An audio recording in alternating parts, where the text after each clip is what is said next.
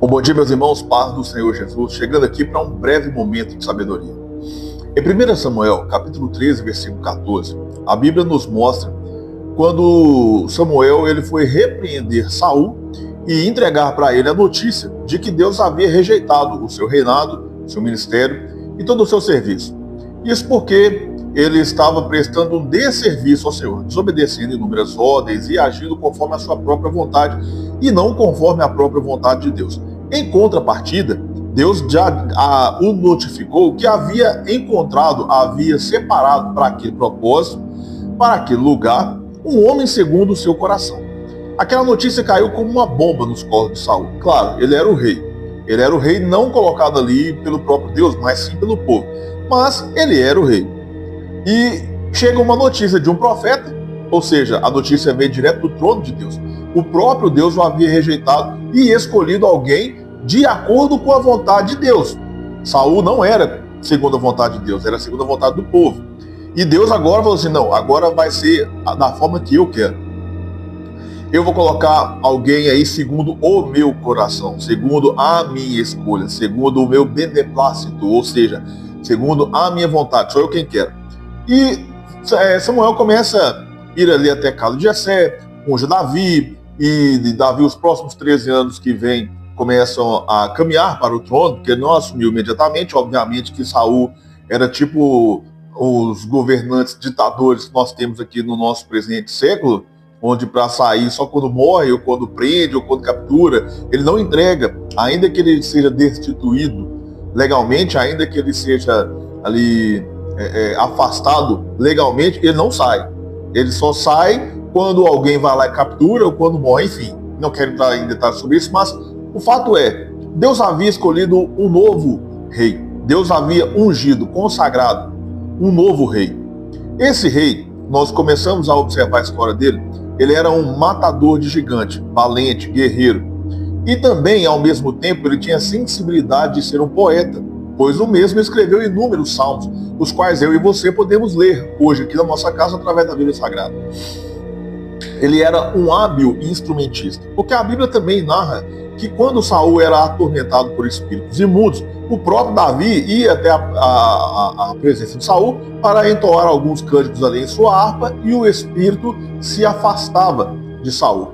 Então nós vemos aqui Davi era valente, Davi era um guerreiro, Davi era um poeta, Davi era um hábil instrumentista, Davi também tinha temor a Deus, Davi tinha tremor a Deus, porque Saul, quando viu que Davi era o próximo rei, ele começou a perseguir Davi, querendo tirar sua vida, colocando fim, assim, ao plano que nascera não no coração do homem, mas no coração de Deus.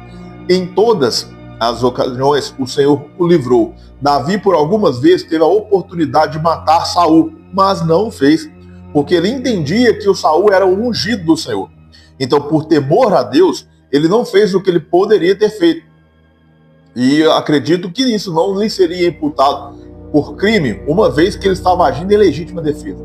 De qualquer forma, ele não agiu daquela forma. Mas enfim, depois que Davi assume o reinado, ele começa a cometer algumas coisas que ele não deveria, como cobiçar a mulher do próximo e pegar a mulher do próximo à força, como foi o caso da mulher de Urias, onde ele vai lá, busca, se deita com ela, engravida ela, e quando descobre a notícia, ele pega o marido dela e coloca à frente de batalha para morrer. Ou seja, comete um assassinato. Então agora ele é adúltero e ele é assassino. E com o passar dos anos, a história só piora. Ele não tem um pulso firme dentro da sua casa, o que faz com que seus próprios filhos se rebelem contra ele. Absalão tenta matar, tenta roubar o reinado, pega as suas esposas e as estupra em praça pública, na frente de todos, no sol quente. A sua filha é abusada sexualmente pelo seu outro filho. Então nós vemos que a vida de Davi, ela foi morro abaixo, ela declinou consideravelmente. Então você fica pensando assim, nossa, mas é esse o tipo de homem que Deus escolhe? Esse é o tipo de homem segundo o coração de Deus? Sim, esse é o tipo de homem segundo o coração de Deus. Por quê? Porque nós não estamos aqui pregando ou ensinando uma utopia. Quando eu digo para você que você precisa de Jesus, se reconciliar, recebê-lo como seu Salvador, eu não estou te chamando para a perfeição, eu estou te chamando para a conscientização. de que você peca, de que você é falho, de que você é pecador. E por isso você precisa de um Salvador. Não há quem possa clamar por você agora ou na hora da morte para te salvar. Não há, não existe. Não existe ninguém fora deste mundo capaz de perdoar pecados, capaz de conceder graça alguma a qualquer ser humano. O Senhor Jesus é o único que pode salvar. Eu não estou precisando de salvação, eu preciso de um milagre, eu preciso de uma providência, uma libertação, uma prosperidade. Não importa. No final, você vai morrer. Nós vamos morrer. Vamos nos encontrar com o Senhor e vamos ter que prestar conta por todos os nossos atos. Mediante essa informação, o que é mais valioso? O milagre momentâneo ou a salvação eterna? Eu quero que você pense. Davi era um homem segundo o coração de Deus, não porque era perfeito, mas porque em todas as vezes que ele pecava, Deus o repreendia severamente. Deus tirou seu próprio filho em repreensão ao pecado que ele havia cometido. E o que ele fez? Ele orou incansavelmente, jejuou incansavelmente, e mesmo assim Deus matou seu filho, Deus levou embora. O que ele fez? Revoltou contra Deus? Não, ele entendeu que aquilo que estava acontecendo na vida dele era ocasionado pela sua desobediência. Então ele levantou, lavou seu rosto, parou de chorar e foi cuidar da vida.